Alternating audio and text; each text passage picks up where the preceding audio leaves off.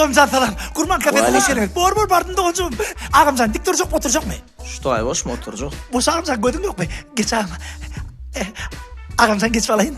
Geç falayın ağamcan. Başa kaydıram. Ara. Gelin geç ağam. Ağamcan geç var ya. Ağamcan. Benim kafemden adı Gurman. Hızıma dediği siz için durman. Naharlarımın zahmet ederman. Atakma ilk Gurman. Son için zakaz ediyor gayırman. Öyle gideyim ben ağam pulunu verme. Diye ağam. Neyma yer çere al? Oy ağam, Gurman kafesinde ne mi deyip soram. Ne mi yok deyip soram. Olayım, inik de soram da. Ne mi yok deyip soram. Olayım. Neyme soram onu özüm. O gülen. Getirmen onu. Barbar fruktu çıgal. Böyle. Ağamcan, fruktu gidağım. İne. Kane doğrulunuyor. Fruktam. Frukta ine şuna tayarını amca. Get. Yettim.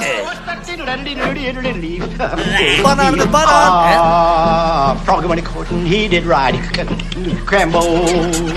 Froggy when he courtin', he did ride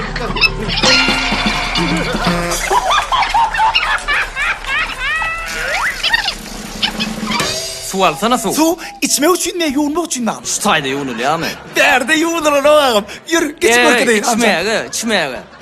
Вообще-то, natural apelsin soğal. Bolla ağamcan, yes. Taş. Natural işek ortak ağamcan. İne. Buna apelsinin, ine ağamcan. Şu aşağısı talaya sale. Önerim işek de orada. Ağamcan. Bari yasalan lavodun soğunun getir. Bolla Kayağı ağamcan. top getir. Ağamcan, ine. Diyen dağdığın Gurman kafesi hava 30 fikirlerine tanısıldı. Yetsen de ağa. Kliyatlar üstünü yaktı. Dağdık o orta şeyini oluyor ağamcan. Yaktı. Kliyat yapmasa da yakşı ya. Seni şunu akar vur getirip ver. Bolla ağamcan. Bolla getirtme ağamcan. Ağamcan. Ağam. İne. İşte kaç korktun ağamcan. İyi. Oğam. Bile ver. O amcan. Ne be? Niye mi? Hani? Niye mi? Niye mi evi?